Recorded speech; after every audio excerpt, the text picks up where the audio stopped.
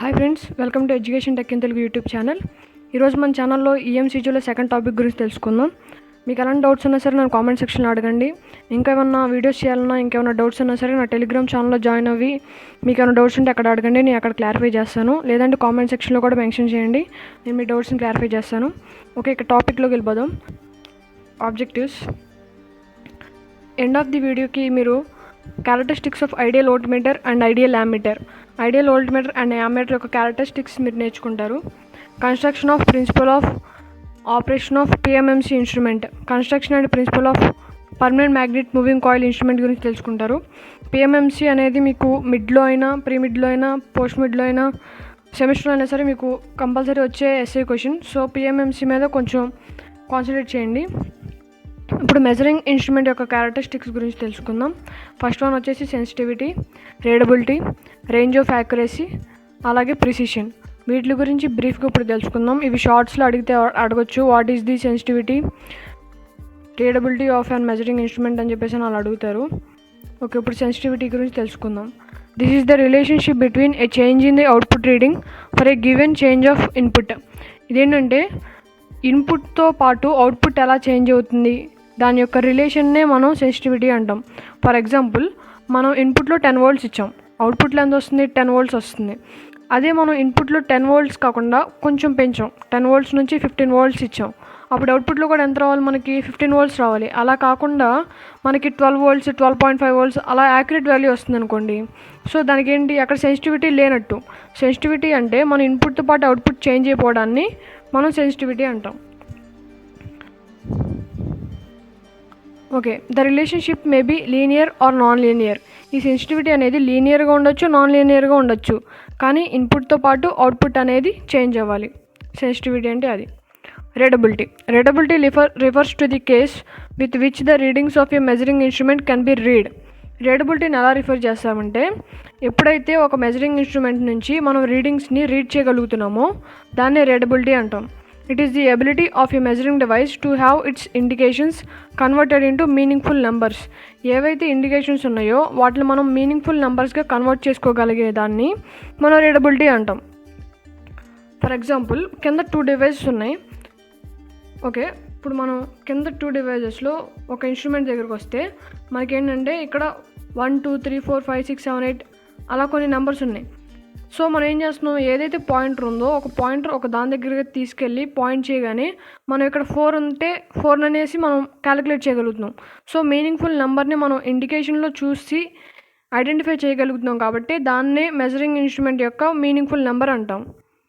Fine and widely spaced graduation lines, ordinarily improved and readability. ఏంటంటే ఇక్కడ fine and graduation lines ఉన్నాయి, అలాగే ఈ పాయింటర్ కూడా స్ట్రైట్గా ఉంది. అలా కాకుండా పాయింటర్ అనేది జిగ్జాగ్ మేనర్లో వంకర టెంకర్గా ఉండి మనం ఈ పాయింటర్ డైరెక్ట్గా ఇక్కడ చూపించకుండా కొంచెం కిందకి చూపిస్తే మనం ఏది అని చెప్పేసి మనం డైరెక్ట్గా రీడ్ చేయలేము, ఎందుకంటే మనకు కొంచెం హ్యూమన్ ఎర్రర్స్ అనేవి వస్తాయి. సో అలా కాకుండా ఇలా ఉండడం వల్ల మనకి రీడబిలిటీ అనేది ఇంక్రీజ్ అవుతుంది, అది వాళ్ళు చెప్తున్నారు. Readability can improved by magnifying devices. ఇప్పుడు చూస్తే ఇది వచ్చేసి మ్యాగ్నిఫైయింగ్ డివైస్, ఇది వచ్చేసి నార్మల్ డివైస్ అనమాట. దీన్ని ఏం చేస్తారంటే ఏదైనా ఒక హెయిర్ శాంపుల్ కానీ లేదా ఒక ఇన్స్ట్రుమెంట్ ఏదైనా తీసుకున్నా సరే, ఒక డివైస్ తీసుకున్నా సరే దీని మధ్యలో పెడతారు. పెట్టి దాని డయామీటర్ ఎంత ఉంది అని చెప్పేసి దీన్ని క్యాలిక్యులేట్ చేస్తారు. మనం ఫిజిక్స్ ల్యాబ్లో కూడా దీన్ని క్యాలిక్యులేట్ చేసాం. ఓకే, ఈ ఇన్స్ట్రుమెంట్ కాదు, వేరే ఇన్స్ట్రుమెంట్ చేసాం, కానీ ఇది దానికే యూజ్ అవుతుంది అనమాట. ఓకే, దీంట్లో ఏంటంటే దీనిలో పెట్టడం వల్ల మనకు కొంచెం పూర్ రీడబిలిటీ వస్తుంది, ఎందుకంటే మనం కరెక్ట్గా క్యాలిక్యులేట్ చేయలేము. ఒక హెయిర్ శాంపుల్ తీసుకుంటే దీనిలో మనం సరిగ్గా క్యాలిక్యులేట్ చేయగలమా, చేయలేం.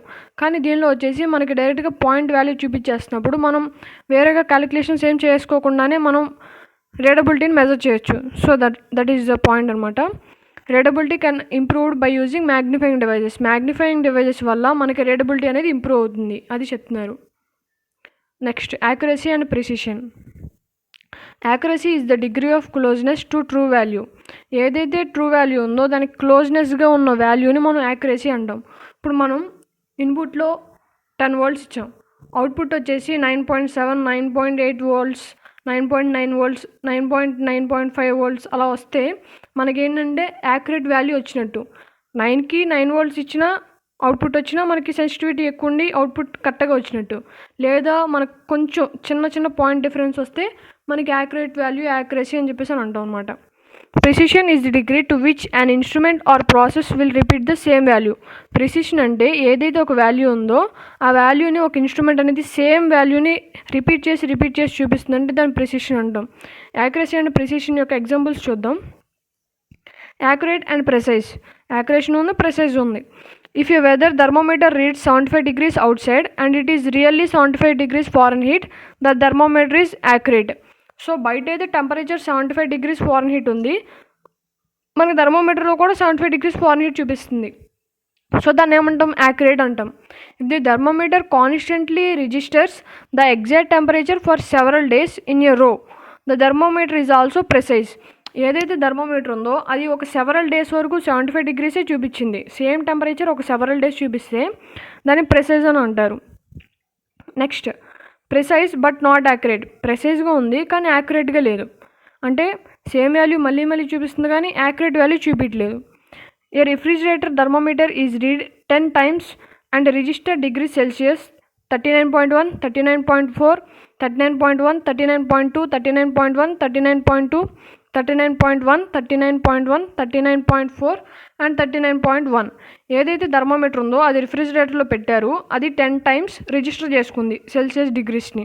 ఏం రిజిస్టర్ చేసుకుంది? ఈ వాల్యూస్ని రిజిస్టర్ చేసుకుంది.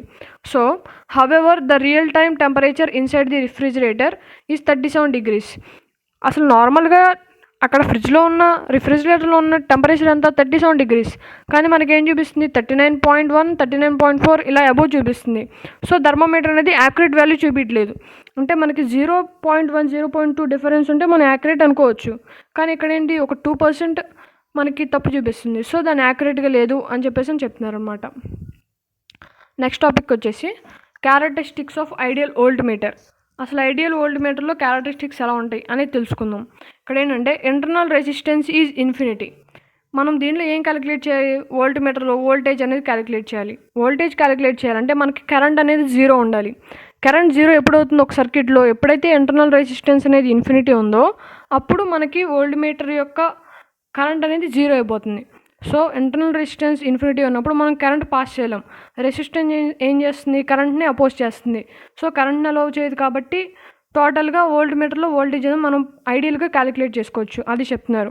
నెక్స్ట్ వచ్చేసి no loading effect, input impedance is infinity, fidelity is 100%, high accuracy, high precision, high resolution, no temperature variations, eddy current errors, hysteresis errors, stray magnetic field errors, ఇవన్నీ మనకి ఐడియల్ వోల్ట్ మీటర్ యొక్క characteristics. First ఏం చేయాలంటే internal resistance అనేది infinity ఉంది దీనిలో, and input impedance కూడా infinity ఉంది. ఇన్పుట్ ఇంపిడెన్స్ ఇన్ఫినిటీ ఉంటేనే మనకు అవుట్పుట్ అనేది ప్యూర్గా వస్తుంది.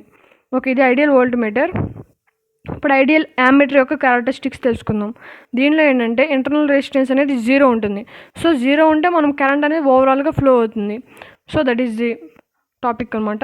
దీనిలో వోల్ట్ మీటర్లో ఇన్ఫినిటీ ఉంటుంది. సో అది తెలుసుకోవాల్సింది. ఇక్కడ ఇన్పుట్ ఇంపిడెన్స్ అనేది ఇన్ఫినిటీ ఉంటుంది. దేనిలో అయినా సరే ఇన్పుట్ ఇంపిడెన్స్ ఎక్కువగా ఉంటే మనకు అవుట్పుట్ అనేది యాక్యురేట్గా వస్తుంది. సో అది తెలుసుకోవాలి. ఓకే, మిగతా టాపిక్స్ అంతా ఈ ఫీల్డ్ ఎఫెక్ట్ ఇవన్నీ సరే మనకి లాస్ట్ టాపిక్లో ఉన్నవి ఇక్కడ కూడా వస్తాయి. Next, terms used in characteristics of ideal volt meter and ammeter. Volt meter, ammeter యొక్క క్యారెక్టరిస్టిక్స్ తెలుసుకుందాం. ఇక్కడ ఏంటంటే లోడింగ్ ఎఫెక్ట్. లోడింగ్ ఎఫెక్ట్ అంటే ఏంటంటే loading effect of the volt meter is the difference between actual voltage that exist in a circuit without connecting the volt meter and the voltage that appears after connecting the volt meter. అంటే ఏంటంటే loading effect అంటే the difference between the circuit without connecting volt meter by with connecting volt meter. వీటిలో ఉన్న డిఫరెన్స్నే మనం loading effect అంటాం. ఇక్కడ 24 వచ్చింది, ఇక్కడికి వచ్చేసి మనకు 20 volts రావచ్చు. అంటే డిఫరెన్స్ అంతా 4 volts డిఫరెన్స్. ఈ డిఫరెన్స్నే మనం లోడింగ్ ఎఫెక్ట్ అని అంటాం. Next, permanent magnet moving coil. ఇది వచ్చేసి ఇంపార్టెంట్ క్వశ్చన్. సో కొంచెం బ్రీఫ్గా తెలుసుకుందాం. The permanent magnet moving coil instrument are most accurate type of direct current measurements. ఇది డీసీ కరెంట్ మెజర్మెంట్స్లో యూజ్ చేస్తారు. ఇది మోస్ట్ యాక్యురేట్ టైప్ అనమాట. ఇది moving coil, permanent magnet moving coil instrument. The action of this instrument is based on the motoring principle. ఇది D'Arsonval principle అలాగే motoring principle మీద work అయి ఉంటుంది. When a current carrying coil is placed in a magnetic field produced by permanent magnet, the coil experiences a force and moves. ఎప్పుడైతే current carrying కండక్టర్ని మనం permanent magnets మధ్యలో పెట్టామో ఆ permanent magnets మధ్యలో పెట్టిన కరెంట్ కాయిల్ కండక్టర్ ఏదైతే ఉందో అది మూవ్ అవుతుంది. ఎందుకని? ఒక ఫోర్స్ని అది ఎగ్జిట్ చేసి అది కొంచెం మూవ్ అవుతుంది అనమాట. మనం ఫస్ట్ ఇయర్ ట్రిపుల్ఈలో చదువుకున్నాం. When a current carrying conductor is placed in magnetic field it experience some force. అంటే మనం కరెంట్ క్యారింగ్ కండక్టర్ని మనం పర్మనెంట్ మ్యాగ్నెట్స్ మధ్యలో పెట్టినప్పుడు దానికి ఒక ఫోర్స్ అనేది ఎగ్జిబిట్ అవుతుంది, అది చెప్తున్నారు. The basic principle of is called D'Arsonval principle. దీన్ని డియర్-స్నో ప్రిన్సిపల్ అని కూడా అంటారు. ఓకే, కన్స్ట్రక్షన్ విషయంకి వస్తే the construction features of PMMC instrument is shown in the figure. ఈ ఫిగర్లో చూపించారు. ఇక్కడ permanent magnet, north pole, south pole, ఇవి 2 పర్మనెంట్ మ్యాగ్నెట్స్. ఇవి ఆల్ నికో మెటీరియల్స్తో మ్యానుఫ్యాక్చర్ అయి ఉంటాయి. దీని మధ్యలో ఏం పెట్టారు? Current carrying conductor or coil అనేది ఇక్కడ ప్లేస్ చేశారు. దీని మీద థిన్ కోర్ని తీసుకుని దీనిపైన స్లైట్గా ఏవైతే వైర్స్ ఉన్నాయో వాటిని ఇక్కడ వూండ్ చేస్తారు. సో ఇది వచ్చేసి ఎయిర్ గ్యాప్ అనమాట. ఇక్కడికి వచ్చేసి స్ప్రింగ్స్ ఉంటాయి. పైన ఒక స్ప్రింగ్ ఉంది, కింద ఒక స్ప్రింగ్ ఉంటుంది. ఇవి bearings, pivot and jewel bearings అని చెప్పేసి అని అంటారు. ఇది వచ్చేసి పాయింటర్, ఇది వచ్చేసి మిర్రర్, అలాగే స్కేల్. ఇది ఏం చేస్తుందంటే వెయిట్ని బ్యాలెన్స్ చేస్తుంది, అలాగే టార్క్ని ప్రొడ్యూస్ చేస్తుంది. ఇక్కడికి వచ్చేసి పర్మనెంట్ మ్యాగ్నెట్స్ ఇవి 2, కాయిల్, కోర్. ఓకే, ఎప్పుడైతే మనం ఇక్కడ ఒక వోల్టేజ్ ఇచ్చామో ఆ వోల్టేజ్ వల్ల ఇవి 2 పర్మనెంట్ మ్యాగ్నెట్స్ కాబట్టి ఇక్కడ ఒక ఫోర్స్ ఎగ్జిబిట్ అవుతుంది. ఈ ఎగ్జిబిట్ అయిన ఫోర్స్నే ఇక్కడ పాయింటర్కి తీసుకెళ్ళి పాయింట్ అనేది ఇండికేట్ చేస్తుంది. సో మనం ఇక్కడ ఎంతైతే ఇచ్చామో అంత ఫోర్స్ ఎగ్జిట్ అయ్యి మనకు పాయింటర్లో సేమ్ వాల్యూ చూపిస్తుంది అనమాట. సో అది దీని గురించి బ్రీఫ్ నోటిఫికేషన్ తర్వాత చూద్దాం. బ్రీఫ్ వెరిఫికేషన్లో construction. A permanent magnet is made up of alnico materials. అక్కడ ఏదైతే మ్యాగ్నెట్ ఉందో అది ఆల్ నికో మెటీరియల్స్తో మ్యానుఫ్యాక్చర్ అయి ఉంటుంది. Between the pole pieces there is a cylindrical core of soft iron. ఏవైతే పోల్ పీసెస్ ఉన్నాయో వాటి మధ్యలో సాఫ్ట్ ఐరన్ కోర్ అనేది యూజ్ చేస్తారు. దానిలో మ్యాగ్నెటిక్ ఫీల్డ్ అనేది ఉంటుంది. ఎయిర్ గ్యాప్లో మ్యాగ్నెటిక్ ఫీల్డ్ అనేది ఉంటుంది. Next, surrounding the core is a rectangle coil of many turns. ఏదైతే కోర్ ఉందో దానికే మెనీ టర్న్స్ ఉంటాయి. ఎందుకంటే ఇది ఫ్రీగా రొటేట్ అవ్వడానికి ఒక ఎయిర్ గ్యాప్ను కూడా సృష్టిస్తారు. అక్కడ కొంచెం ఎయిర్ గ్యాప్ అనేది పెడతారు. The pointer attached to the coil moves over a graduate scale and indicates the angular deflection of coil. అదేంటంటే స్లైడ్గా మూవ్ అయ్యి మనకి కాయిల్లో యాంగులర్ డిఫ్లెక్షన్ని చూపిస్తుంది. The aluminium metal frame not only provides support but also provides damping torque by eddy current included in it. ఏదైతే మన coil ఉందో దేనిలో అయినా సరే hysteresis losses, eddy current losses అనేవి కంపల్సరీ వస్తాయి. ఆ లాసెస్ని యూజ్ చేసుకుని డాంపింగ్ టార్క్ అనేది ప్రొవైడ్ చేస్తుంది అల్యూమినియం మెటల్, అది చెప్తున్నారు. Control of coil moment is provided by 2 phosphorus bronze hair springs, 1 above and 1 below. అక్కడ ఏంటంటే స్ప్రింగ్స్ ఉన్నాయి కదా పైన కింద, అవి ఏం చేస్తున్నాయి అంటే మన కాయిల్ మూమెంట్ని కంట్రోల్ చేస్తాయి. These control springs also serves the purpose of leading the current in and out of a coil. అలాగే ఇవి లీడింగ్ కరెంట్స్ని కంట్రోల్ చేస్తాయి. ఎక్కడంటే కాయిల్ లోపల, కాయిల్ బయట.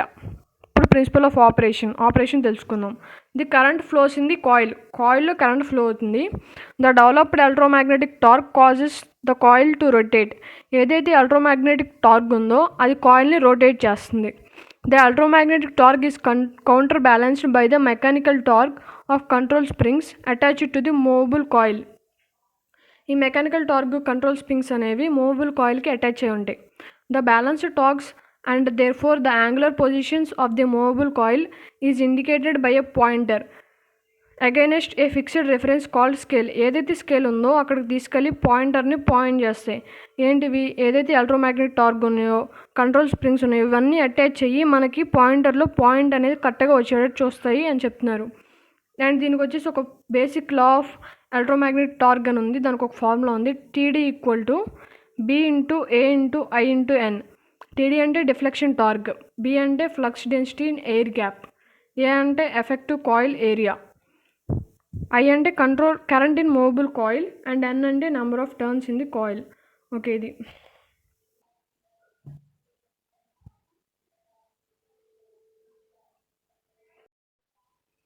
ఓకే. ఇక్కడ చూసుకుంటే డియర్-స్నో మూమెంట్కి కూడా ఒకటి ఉందన్నమాట. ఇదేంటంటే ఇది కూడా ఒక కన్స్ట్రక్షన్. ఏదైతే సిలిండ్రికల్ ఫామ్ ఉందో దీనిలో తీసుకుంటాం. ఈ సైడ్గా వచ్చేసి డార్క్ లైన్స్ వచ్చేసి ఇవి వచ్చి పర్మనెంట్ మ్యాగ్నెట్స్, మధ్యలో వచ్చేసి కోర్ అనమాట. కోర్కి మనం స్లైడ్గా వైర్స్ అనేవి వూండ్ చేస్తాం, అది చూపిస్తున్నారు. పైన వచ్చేసి పాయింటర్ ఉంది, సైడ్ వచ్చేసి పర్మనెంట్ మ్యాగ్నెట్. ఓకే, కింద వచ్చేసి డియర్-స్నో మూమెంట్. ఏదైతే మనం కింద యారో మార్క్స్ ఉన్నాయో అక్కడికి మనం కరెంట్ సప్లై అనేది ఇస్తాం. ఆ కరెంట్ సప్లై వల్ల పక్కన ఉన్న పర్మనెంట్ మ్యాగ్నెట్స్ వల్ల మధ్యలో ఉన్న కండక్టర్ వల్ల మనకి ఎలక్ట్రోమాగ్నెటిక్ ఫోర్స్ అనేది ప్రొడ్యూస్ అయ్యి మన పాయింటర్ అనేది మూవ్ అవుతుంది. సో కన్స్ట్రక్షన్ అండ్ ప్రిన్సిపల్ అయితే నేను మీకు ఎక్స్ప్లెయిన్ చేశాను, ఫార్ములా వరకు ఎక్స్ప్లెయిన్ చేశాను కదా. నెక్స్ట్ టాపిక్ చూద్దాం. నెక్స్ట్ వచ్చేసి అడ్వాంటేజెస్ ఆఫ్ పిఎంఎంసీ మీటర్ ఏంటంటే లో పవర్ కన్జప్షన్ ఉంటుంది, హిస్టెరిసిస్ లాసెస్ అనేవి తక్కువగా ఉంటాయి ఆర్ ఉండవు. కానీ ఇక్కడ ఉండవని చెప్తారు కానీ ఎక్కడో 1.0 ఉంటాయి. కానీ మనకి ఇచ్చింది మనం రాయాలి కాబట్టి there is no hysteresis losses అని రాసేయండి. They can be modified with the help of shunts and resistors to cover a wide range of currents and voltages. Present ఉన్న వరకు అయితే మనం ఒక రేంజ్ ఆఫ్ కరెంట్స్ని వోల్టేజెస్ని యూజ్ చేయొచ్చు. కానీ ఏదైతే పిఎంఎంసీ మీటర్ ఉందో దానికి షంట్స్ కానీ రెసిస్టర్స్ కానీ యూజ్ చేస్తే ఇంకా మనం వైడ్ రేంజ్ ఆఫ్ కరెంట్స్ని వోల్టేజెస్ని కూడా క్యాలిక్యులేట్ చేయొచ్చు అని చెప్తున్నారు. Since operating fields of such instruments are very strong, they are not significantly affected by stray magnetic fields. ఈ స్ట్రే మ్యాగ్నెటిక్ ఫీల్డ్స్ వల్ల ఎర్రర్స్ అనేవి వస్తాయి అనమాట. సో ఇవైతే స్ట్రాంగ్గా ఆపరేట్ చేస్తాయి కాబట్టి ఈ ఇన్స్ట్రుమెంట్స్ వెరీ స్ట్రాంగ్గా ఉంటాయి కాబట్టి ఎలాంటి స్ట్రే మ్యాగ్నెటిక్ ఫీల్డ్ ఎర్రర్స్ రావు అని చెప్తున్నారు. Their scales are uniform and can be design to extend over an arc of 270 degrees. ఈ స్కేల్స్ అనేవి యూనిఫామ్గా ఉంటాయి, అలాగే ఈ 270 degrees వరకు ఎక్స్టెండ్ అవ్వగలవు అని చెప్తున్నారు. They possess high torque weight in ratio. Torque to weight అనే రేషియో అనేది హైగా ఉంటుంది. నెక్స్ట్ డిసడ్వాంటేజ్ చూసుకుంటే సమ్ ఎర్రర్స్ కూడా రావచ్చు, ఎందుకంటే పర్మనెంట్ మ్యాగ్నెట్స్కి ఏజింగ్ ఎఫెక్ట్ ఉంటుంది. ఇప్పుడు ప్రెజెంట్ అయితే ఫస్ట్ మనం ఒక మ్యాగ్నెట్ కొంటే ఫస్ట్ రోజు బాగా ప్రతి ఐరన్కి అట్రాక్ట్ అవుతుంది, కానీ కొన్ని రోజులు అయితే అట్రాక్షన్ అనేది తగ్గిపోతుంది అనమాట. సో ఏజింగ్ ఎఫెక్ట్ వల్ల మనకి కాయిల్లో కొంచెం ఎర్రర్స్ అనేవి రావచ్చు స్కేల్లో అని చెప్పేసి చెప్తున్నారు. Friction due to dual pivot suspensions. పైన డ్యూయల్ పైవోట్ బేరింగ్స్ వాడాం కదా, వాటి వల్ల ఫ్రిక్షన్ అనేది ఎక్కువగా ఉంటుంది అని చెప్తున్నారు. ఫ్రిక్షన్ ఉండడం వల్ల మనకు అవుట్పుట్లో కొంచెం చేంజ్ వస్తుంది అనమాట. They cannot be used for AC measurements. మనం స్టార్టింగ్లోనే చూసుకున్నాం పిఎంఎంసీ అనేది accurate type of DC measurements. ఇది ఓన్లీ డీసీకే పనిచేస్తుంది, ఏసీకి పనిచేయదు అది. They are costlier than moving iron instruments. Iron ఇన్స్ట్రుమెంట్స్తో కంపేర్ చేసుకుంటే పర్మనెంట్ మ్యాగ్నెట్ ఇన్స్ట్రుమెంట్స్ అనేవి కొంచెం కాస్ట్లియర్, బికాజ్ పర్మనెంట్ మ్యాగ్నెట్ అనేది ఆల్నికమ్ మెటీరియల్స్తో తయారవుతుంది కాబట్టి వాటిలో కొంచెం ఎక్కువగా కాస్ట్లియర్ అనమాట. Next principle of extending range of DC ammeter, DC voltmeter ఇవన్నీ అనేసి నెక్స్ట్ వీడియోలో చూసుకుందాం, ఎందుకంటే వీడియో లెంత్ ఎక్కువ అయిపోతుంది కాబట్టి. ఓకే ఫ్రెండ్స్, ఈ వీడియో ఎవరికైతే యూజ్ అవుతుందో వాళ్ళకి షేర్ చేయండి అండ్ ఈ వీడియో లైక్ చేయండి. Thank you friends.